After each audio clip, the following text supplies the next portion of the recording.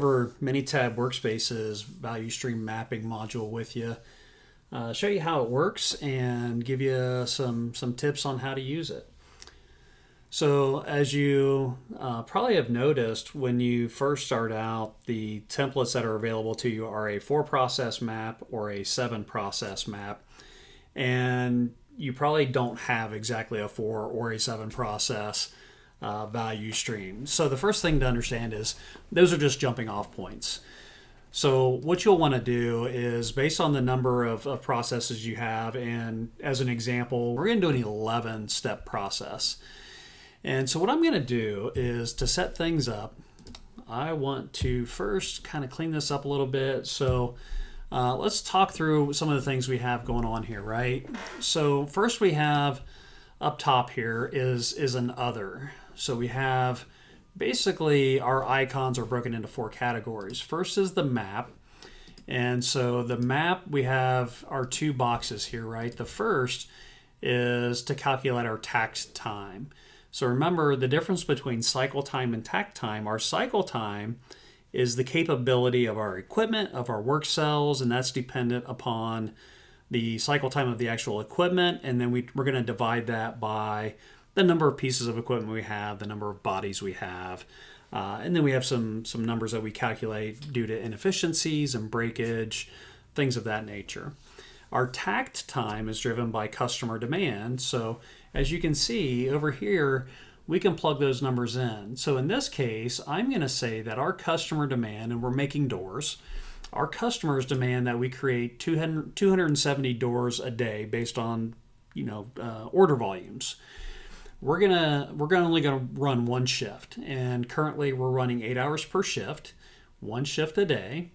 Now, when we think of breaks, we currently give our employees 60 minutes per shift for breaks. So that's a 30-minute meal break and 2 15-minute breaks. So that gives us 7 hours of actual working time available, and we're going to run 5 days a week, and so that gives us 20 days a month. And so that gives us an available takt time. Now I want my takt time broken down into seconds, so it gives me 93.33 seconds. So every 93.33 seconds, I need a door coming off the end of my line. Now I can go in here and I can change this. If I want to see it in minutes, I can say, okay, every minute and a half or so, I need a door coming off the end of the line. If I want to do it in hours, every 0.02 hours, so on and so forth, right? So we can go in here and whatever makes sense for you and your organization, you can take a look at it. I like to do it in seconds because it gives me a little bit better resolution, and 93 seconds is a lot easier than trying to say every 1.55 minutes or every 0.02 seconds, right? Or every 0.02 hours. So then when we look at our inventory calculations, we can either do this based on cycle time or takt time. For me, I always like to do it based on cycle time, because this is going to tell me, when we do some of these calculations down here, it's going to help me to understand how much, if we turned off the spigot today and said we're not going to take any more orders, how long would it take to suck everything through the facility? All right, the next thing we want to take a look at is, so when things come in, some of these other things that we're going to have are, so control, right? So when orders come in, who is the command and control? How do the orders flow? So we have our little connectors. So if we have a manual information flow, it's going to be a straight arrow. If it's something that's done electronically, we're going to have our little lightning bolt here. If we have a Kanban path, so it's something that's being pulled, we're going to use this arrow. If it's a push system, we're going to use our push arrow. And then finished goods, you see, are going to be the big block arrow. The other thing I like to do is, so in this case, we have the order comes in, and then we are going to have to purchase raw materials from an outside vendor. So here we have our outside vendors. So in this case, we might say we are getting, say, things from Fastenal. So we might type Fastenal in there just to denote, exactly where this stuff is coming from, and then we can put other information in there.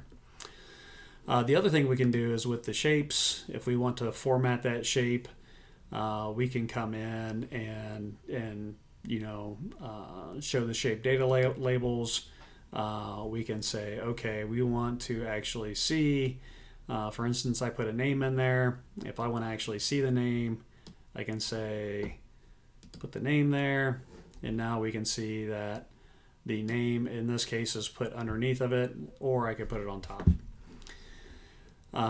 Then we can show also, is this moving by truck? Is it moving by plane? We can put all of that in there. Now these little guys, these are our inventory. So just like we showed in class where we have our little triangles, these are our WIP, and in this case, inventory.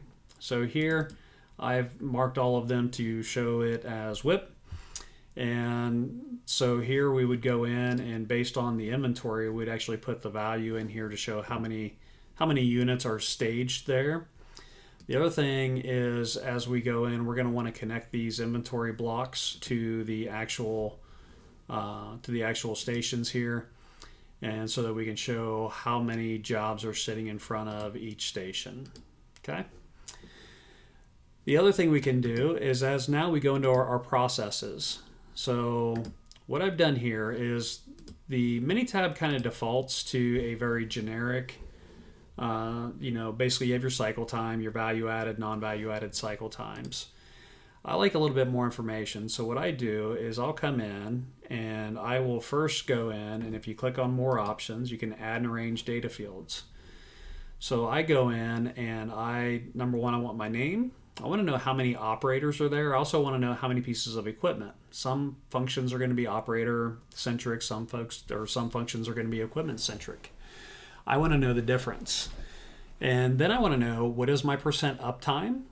What is the percent of defects that are made at this work center? What is my mix percentage at this work center? So these are, when we capture the data, when we're doing our value stream mapping activity, these are the important pieces of information that we want to capture, correct? Then we have our cycle time. I'm more concerned at this stage with the cycle time for the overall work center. And then once you understand, is that work center value added or non-value added, then you can come in and say, okay, if this cycle time in this case is 200 seconds, you can put it in, it's all, the 200 seconds is either value added or non-value added. You don't have to break it down. If you've done a detailed process map and you know that of that 200 seconds, 150 is value added and 50 is non-value added, you can break it down even further. At this juncture, I would say I'm more concerned with the value added, non-value added of this whole work center, not necessarily getting into the minutia of what's happening within the work cell. So let me hit OK. The other thing we can do is, in order to see all this information down here, we can come in and say, okay, I want to format this shape. So I can click on select and arrange shape data. Now I can come in, and if I don't have all the information showing here that I like, I can go in and I can start pulling things in. I can pull things out, and then I can move where they actually show up. If I want it actually showing up above the cell, I can move it. I can put it wherever I want, right? I can actually move it up and down here. And then once I'm happy with it, I can hit OK. The other thing I can do is I can click on the cell, right click it, I can click on format, and I can save this as a custom quick format, or I can save it as the default format. If I click it on it and save it as the default format, right, then when I go in here, I hit the data display, and I can go in and basically, default data format.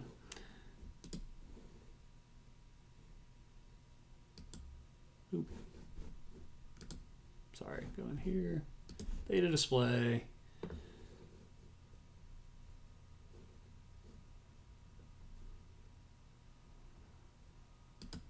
Save as the default. I can come over here, data display, and I want to apply the process data format. And now each one of these, I can go in and apply the same format. So then as I go through these, So the first one I've already put in, jam prep. I've already put in the data for transom. So then I just continue to go in and put in the data that I have available for each of these. So you see when you do the connector, the little green or the bubbles turn green to let you know that you are connecting the two. Okay, and so then our next step is called coordinator. And okay, this is one person. Okay, so now we're out of boxes, right? So first thing I'm going to do is I'm just going to get rid of this because we know that we need to add some stuff. So I said that we have 11 steps. Here we've only got 4. So I'm going to go ahead and build this out. So I need to add in 7 more steps, right? So that's 1.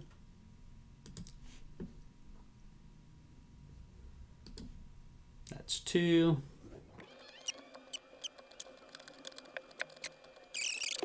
So we will keep going. So now we have coordinator. So the next step is singles line, and there are 7 units.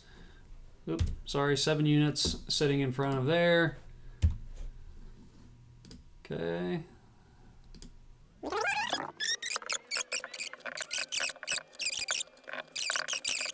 Non-value added activities. All right.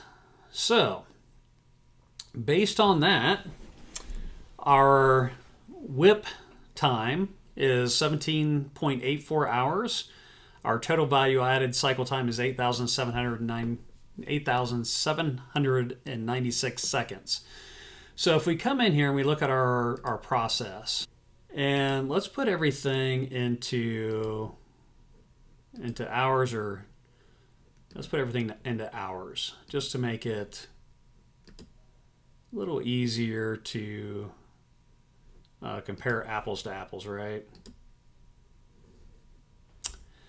All right, so based on this information, we would look at this and we would say, hey, our total non-value added cycle time is 1.15 hours. Our total value added cycle time is 2.44 hours. So if we didn't have anything in the way, we could make, a door theoretically in, just over 3.5 hours. With our lead time, though, with our whip, it's taking us over 18 hours. Now, this is just one department. And the other thing, we're not done here. The other thing we need to do is, if I zoom out a little bit here, is we would also want to go in, because it's important that we understand, where is all this stuff happening. We would also want to understand, we would kind of want to move everything to understand where, for instance, is the flow of communication, right? So when we think of orders, when they come in, do they go to like a production control office? Who is the one that is releasing the orders? Do we have, we think of ship schedules. Do we have an ERP system, right? We might have an ERP system that is controlling everything for us. And so if you come up here and you look at all these little shapes up here, we have all these little things that are available to us to say, we have things in waiting, right? We have queues. We have, Kanban stations. We have areas where things are being pulled. We have load leveling, right? We have our Kanban signals. We have all these things to help us to understand how things are flowing, right? We might even have a work cell. Oh, sorry, let me go back here. We might even have a work cell that we identify on here, first in, first out. Even, if we're talking about materials coming in, if we have something coming in by boat, it's important that we denote that, hey, this is coming in by ship, because this might tell us that there's potential that this is going to be a long lead time thing for us, right? So I always like to even put on here, within the facility, if this is something that needs to be transported by forklift, I'll drop these little dudes in there just so I can see, okay, if it's a forklift that's moving this thing from one work center to another, that's probably something that we need to evaluate, because now there's probably some transportation waste there, right? The other thing that you want to drop onto your value stream map is if we see that there's an opportunity here, right? Drop these little Kaizen bursts in here.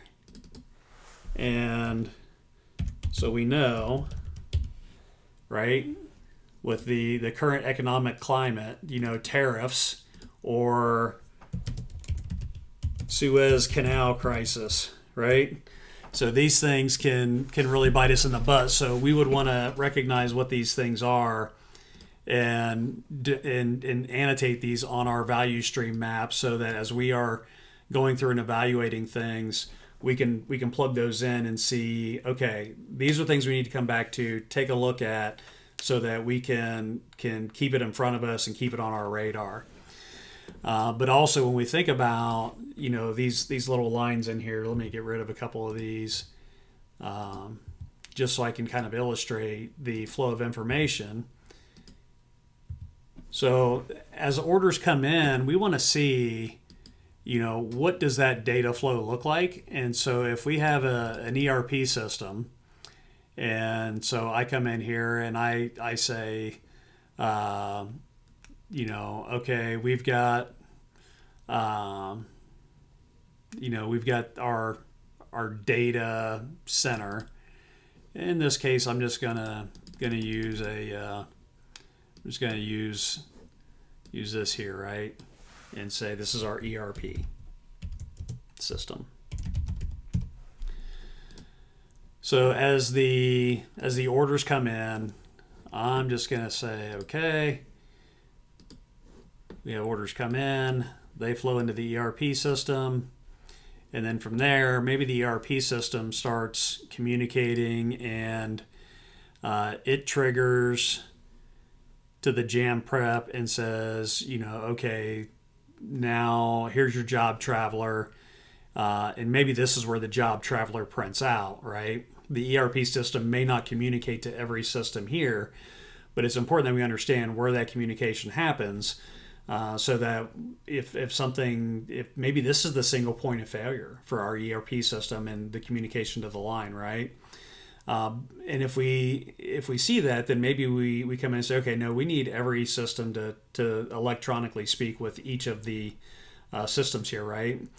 Because here in this system, I know that this CNC, this is actually going to pull from this ERP system. So maybe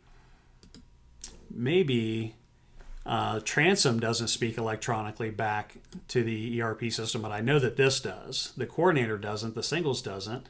QC Inspect, now I know that they're going to talk, because they're going to scan it, and now they're going to pull this information out to basically check and verify that the job is what it said it was supposed to be, right? So now we can see where that electronic flow of information resides as well.